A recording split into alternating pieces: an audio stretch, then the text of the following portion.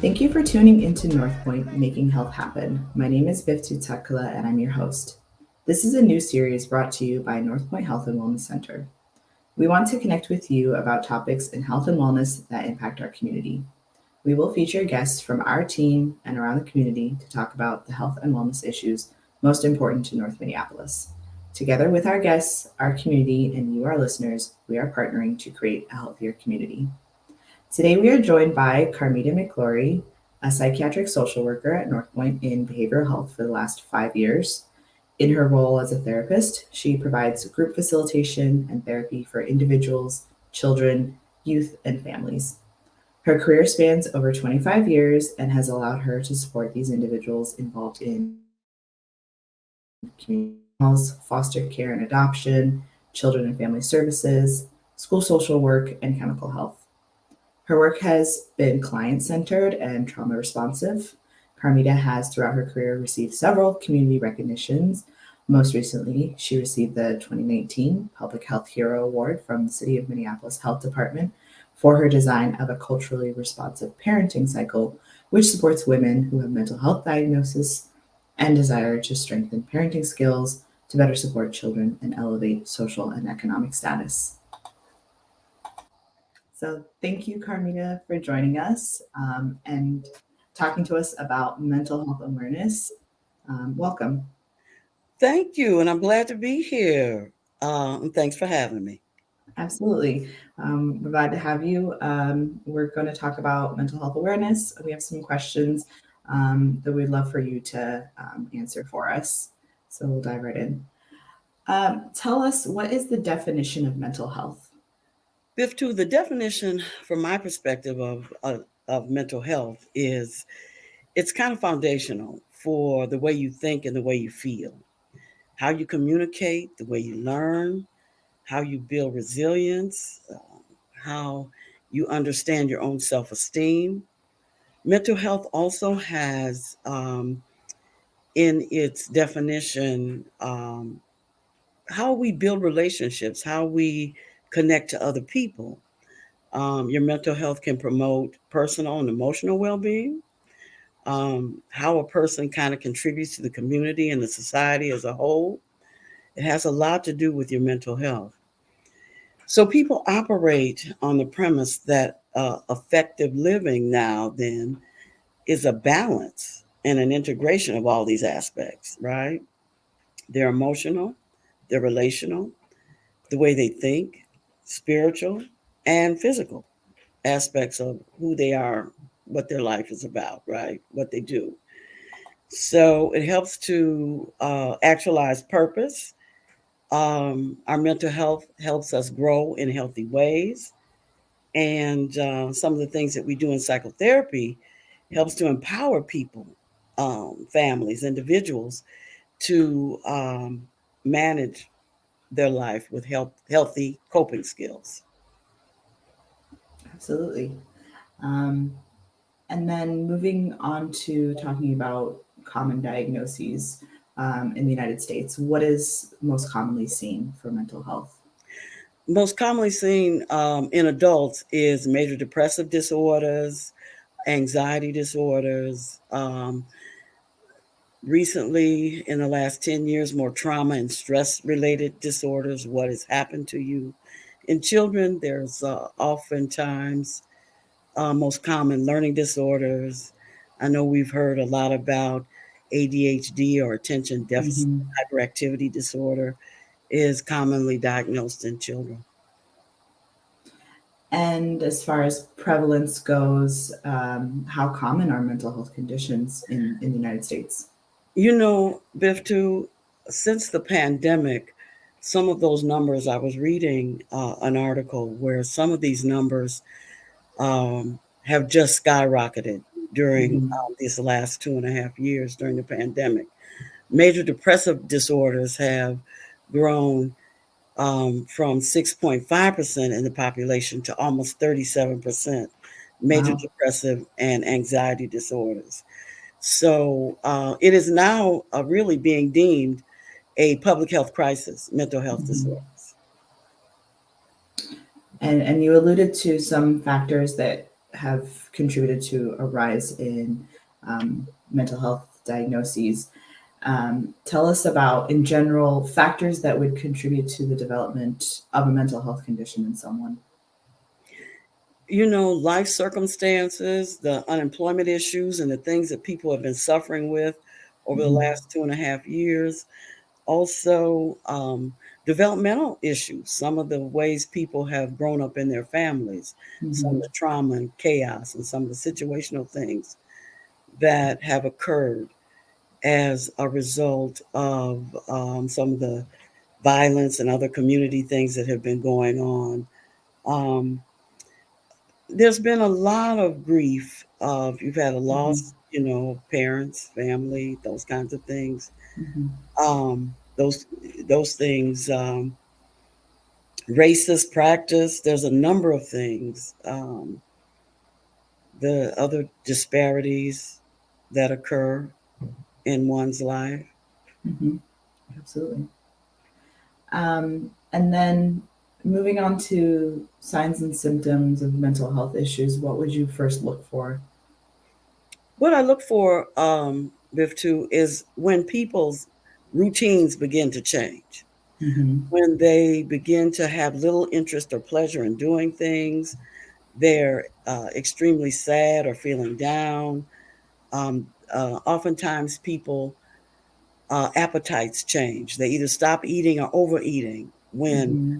they are having emotional challenges or life has been disrupted in some way. People can have physical um, symptoms as well. Their language begins to change, their voice, tonation, um, suicidal ideation becomes an issue. People isolate themselves. Mm-hmm.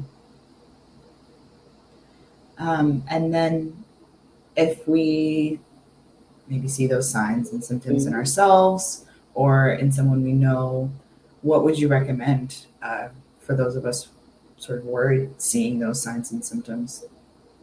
If you see signs and symptoms in people in your families, in your intimate circles, um, ask questions, probe, try Mm-hmm. to see if you can find out what has changed in the life of that person. Um, encourage people to seek out a mental health provider and um, have an assessment to see if we can figure out what has happened to that person in terms of life changes. Absolutely. Um, I know just being in COVID and um, sort of experiencing a lot of collective trauma, it's been a time where we might make an extra effort to reach out to people we know and connect. So that's a good reminder that we should reach out to those who we care about if we're seeing those signs and symptoms. You alluded to this earlier about trauma. So Mhm. tell us about how trauma is linked to mental health conditions. What I think, Biftu, is trauma has been one of the most misunderstood life pains, life things that happen to people. Um, and we're really beginning to do a lot more work with not understanding. Well, we do have to understand the person's behavior, but what we're beginning to understand more is what has happened to people. Trauma is some of those overwhelming physical and emotional circumstances that often people don't always understand that it has been traumatic. Or sometimes there's been complex things that have happened over time that have caused a reaction that people don't necessarily understand. So trauma is what happened to you, and what are some of these overwhelming circumstances doing to your life right now? What's happening to you? So, and even as you are observing people, if their behavior has changed and they've done some more things around the use of chemicals, alcohol, smoking marijuana, for instance, and some of that behavior has increased. The issues become because we use a lot of those things to self-soothe, you know, and being able to kind of probe and find out exactly what's going on. Absolutely. And then again, you alluded to this just recently. Can you tell us about substance abuse and how that links to mental health? Often people who have overwhelming experiences or mental health challenges have what we call co-occurring disorders. Mm-hmm. That means that their chemical health or they're involved in abuse of chemicals. Illicit drugs is also an issue. Mm-hmm. So the work that is necessary for people to understand is we first have to work on healing the chemical addiction Mm-hmm. um, before we can work on working the mental health or the emotional challenges that have Mm-hmm. occurred. Okay. Thank you. Um, and then we want to talk about mental health and how that impacts people in marginalized groups, ethnic and racial minorities, the LGBTQIA plus community, people who are disabled. Talk a little bit about how those identities affect mental health. You know what's unfortunate, Biftu, is how we have such a racist, sexist perspective Mm-hmm. in our community, in our society Mm-hmm. at this time. People who feel empowered to be themselves, and if it feels different than what society thinks, they Mm-hmm. are marginalized. They are ostracized, and in their relationship building and making connections to actualize their purpose, they are often looked over and disrespected, and it just challenges who they feel. Their self esteem is often damaged. It's a Mm-hmm. lot. It's a lot. Um,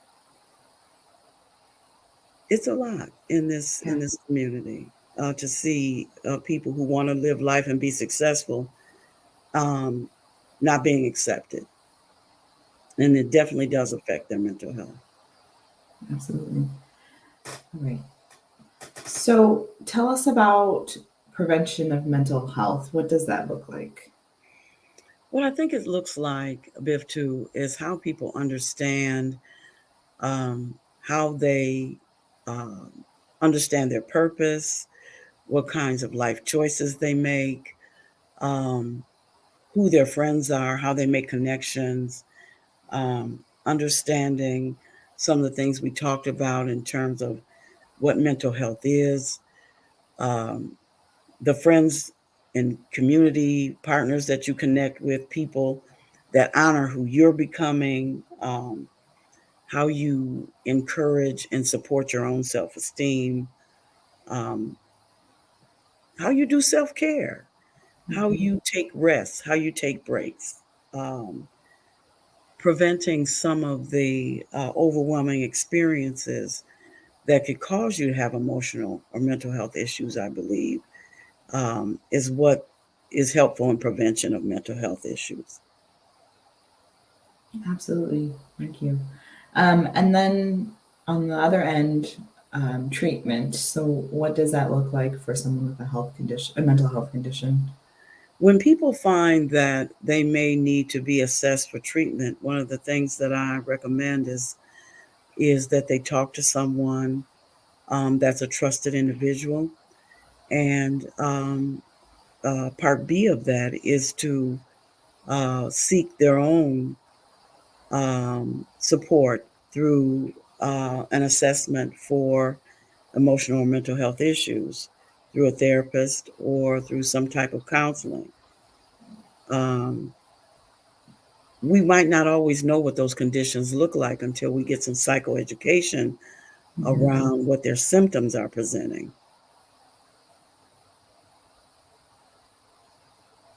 And Okay.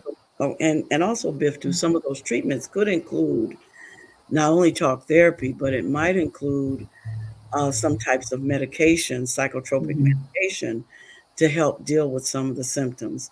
Um, a real popular one too is or a common symptom.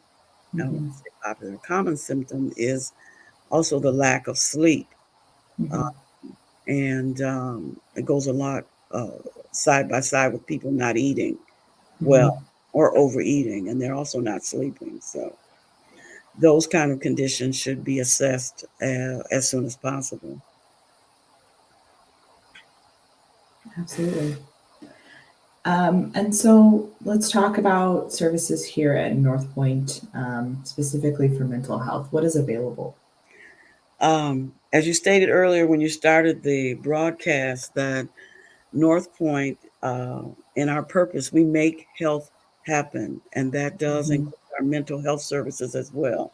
Mm-hmm. We offer services to people of all ages, and that includes couples, that includes families, groups. Mm-hmm. Our services include individual and family counseling, support groups, youth skill counseling, chemical health evaluation and support, psychological testing, and psychiatric care.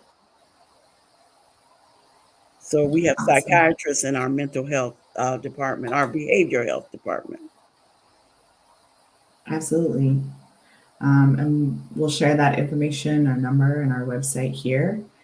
And that will be everything that we wanted to talk about for mental health awareness. So thank you, Carmita McGlory, for joining us and answering our questions. We really value your expertise on the topic, and we are appreciative of your time spent with us. So thank you. Thank you. Thank you again for having me, Biftu. Absolutely. All right. Thank you for listening to NorthPoint, Making Health Happen. We want you to know that we are here to partner with you, that you can dream, and that you can reach your dream. Please subscribe to our YouTube channel to watch our show in video format. And if you like what you hear, share with a friend. To read more about NorthPoint or find out more information about the COVID-19 vaccine, check us out at the web. Check us out on the web at northpointhealth.org. When you walk through the doors, we're here with open arms. We know the times get hard.